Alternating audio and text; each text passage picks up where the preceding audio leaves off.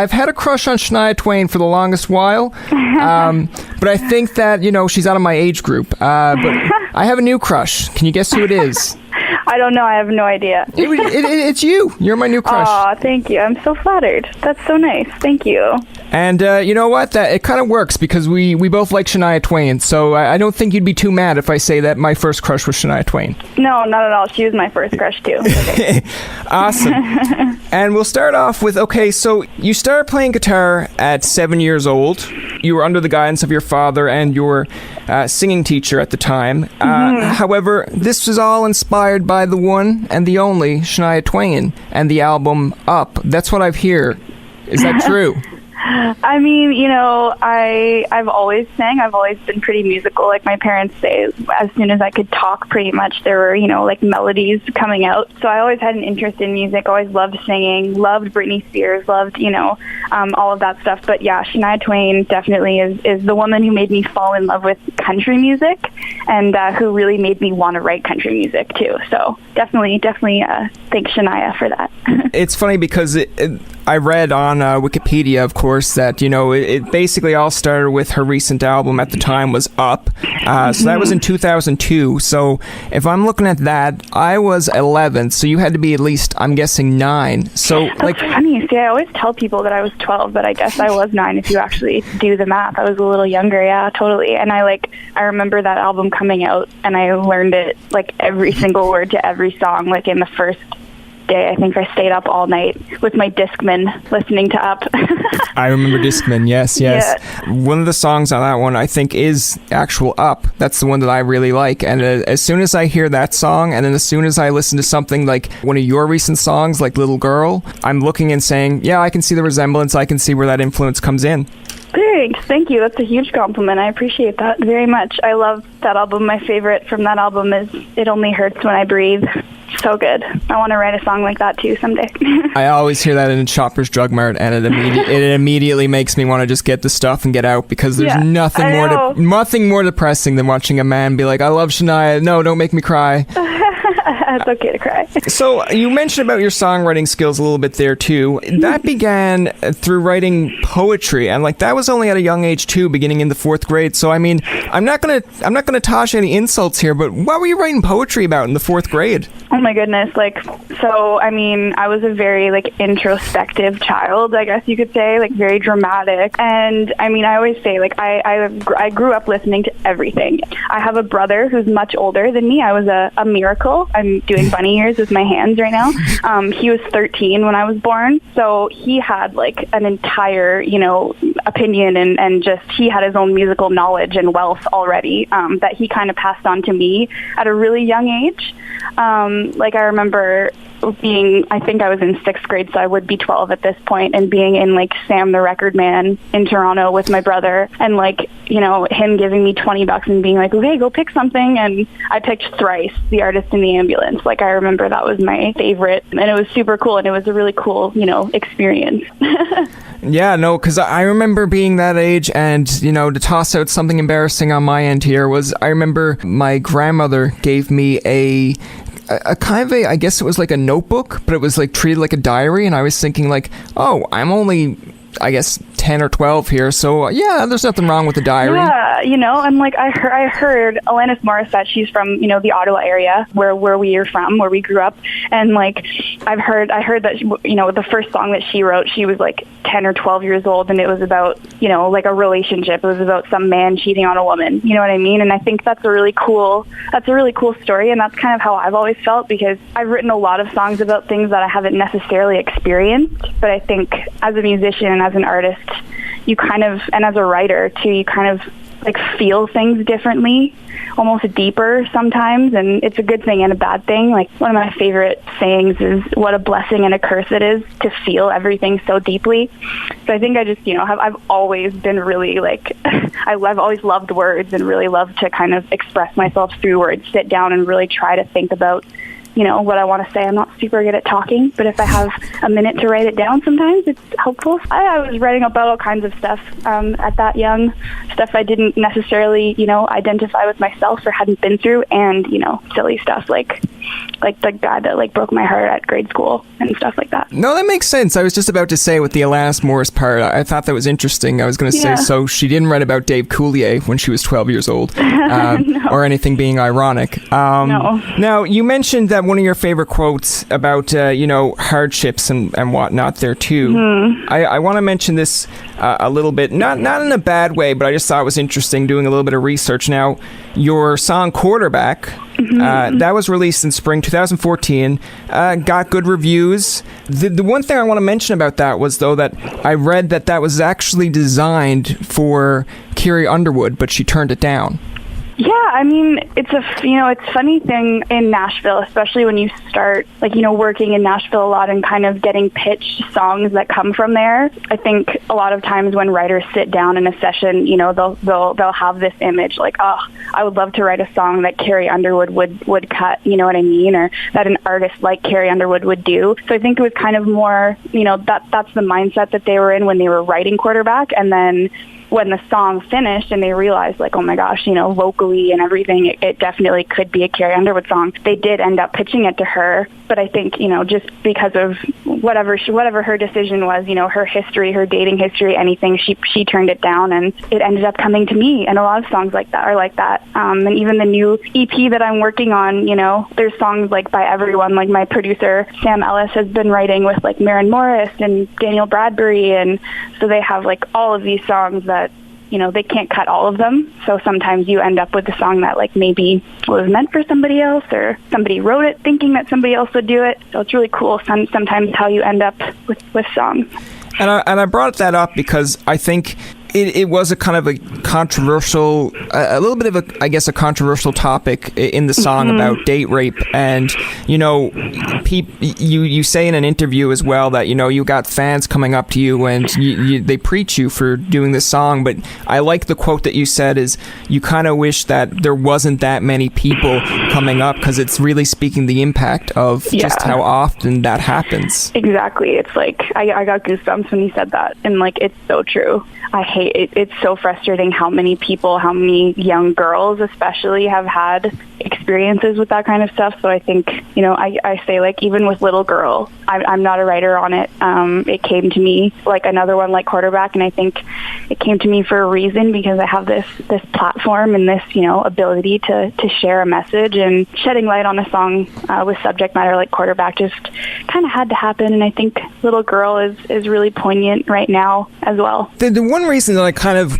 want to get back to just in general with this song, and to kind of give it a good feeling compared to a bad situation here, is like, that's the type of songs that people kind of remember, they kind of relate to in a way, but like they come back to it and there's meaning behind it, right? Like some of the songs that you listen to today, now I'm not dissing any artists out there because everyone has their own thing, but this is me personally speaking, but if I'm listening to Cardi B or Kanye, I'm expecting the same general meaning in a song, but then the same message. Yeah, but like now if I turn on Carrie Underwood or Tim McGraw or Faith Hill, or even in some cases, I guess the Backstreet Boys, yes, that's dating it, but there is a little bit of meaning to it. You know what I'm saying? It's true, and that's definitely part of the reason why I fell in love with country music and why I love country music now, because, like I said, I grew up listening to everything. I think I'm a fan of everything, and there's a time and a place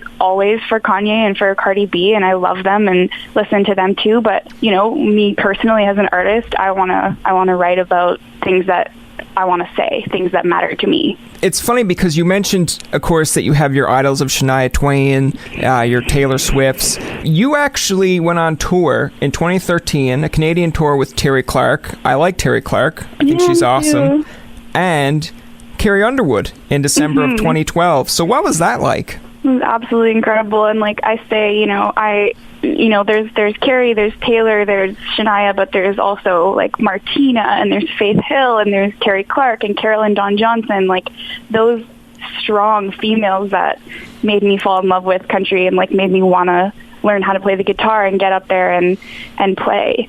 What was the question? I'm sorry, I forget. No, I was just basically just giving you the honor of saying, like, let's put it this way, is in my shoes, I'm a big fan of late night TV. So if someone ever came to me and said, tonight you're interviewing John Oliver or Conan O'Brien, I would be sitting in this seat right now trying to keep it together as best as I could, all while they're staring at me going, why is he keeping on fixing his hair? Absolutely. And I'm sure, like, it was like an honor to say the very least, and just such an incredible learning experience, both with Terri and with Carrie. Growing up in Ottawa, actually, I went into the Algonquin radio broadcast program, which is kind of where I heard your song, I'm So Over Getting Over You.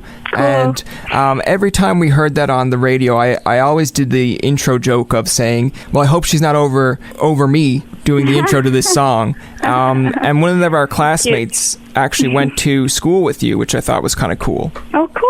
I'm sure there's a bunch. Absolutely. Like, Algonquin's such a popular, like, hub for everyone for secondary education. I'm sure I know lots of people that go there or went there. The reason that I bring that up with the Algonquin thing is, the local radio that, plays that song is you find that that's how you get the exposure to the song. But, like, when did you kind of, I guess, feel when you listened to it for the first time on the radio, or your voice for the first time, that you thought, like, oh, this is pretty cool, this is a big deal? That's, pretty much any time. It's still, like, it's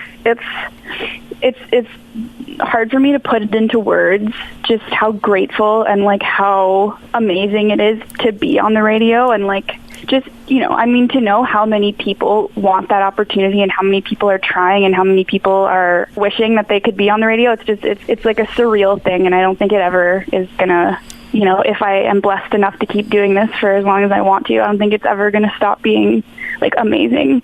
Like, my best friends who have known me since we were 6 years old still Snapchat me every time I'm on the radio, because they know how important it is to me. It's gonna make me cry. It's very cool. And, like, Country 101, which was Y101 when they played my first single, but that's, like, the first time I ever heard myself on the radio was in my hometown, like, in my car on the 417. And Country 94 Now has been so good to me, and, like, they've both added Little Girl, my new song that I just put out, and I, like, sent an email personally to thank them, and I try to thank everyone in radio that, like, adds my music, because it means the world to me, and that's the reason I get to go and play for people, play live shows, and it's the reason I get to connect with people. So I love Canadian country radio. It is amazing. You know what? That sounds like such an Ottawa answer, but such an honest answer that I'm going to give you, if we had a point system here in the background, that's like 20 points right there. Like, whose line is it anyway, right? Thanks. You mentioned all the types of music that you like. You mentioned that you're into country. Now, at the same time as you mentioned about liking Kanye and Cardi B as well, do you think that the kind of new country that we're listening to kind of gets the pop vibes from that kind of artists as well? I mean, that's a very interesting question. I think, like, I know lots of other artists and writers that do listen to that hip hop and, like, that kind of genre and that sort of music, so I don't see how it couldn't kind of seep in here and there. But it's funny, like, I keep saying in interviews, and we touched on it a little bit, but, like, I grew up listening to, of course, Shania Twain and Martina McBride and Faith Hill and, like, Carrie Clark and Carolyn Dawn and all those incredible female country voices. But I also had that kind of influence, like, from my brother, like that rockier side. So, like, I mean, not super rocky, but, like, Avril Lavigne. Like, I was, a 12-year-old girl, so I loved Avril Lavigne. I was obsessed. And Michelle Brandt and, like, bands like Lilix, like girl bands, and, like, things like that influenced me. So I think, when you listen to songs like I'm So Over Getting Over You and, like, just my music in general, like that pop country influence. And I just think about all of the writers my age who are writing country music now, and it makes sense to me. Like, how could we be writing anything else considering what we grew up listening to? You know what I mean? It's this kind of cool, like, new genre that we're creating, and it's very cool to be a part of it. I think, like, it's sort of opened the door for a lot of new, younger country fans, and I think it's very cool. You just earned 25 more points just for the Michelle Branch thing. Oh my God, like Hotel Paper was it still is one of my favorite albums in the whole world. Like anytime I have a long drive, I always listen to Hotel Paper. I love that album.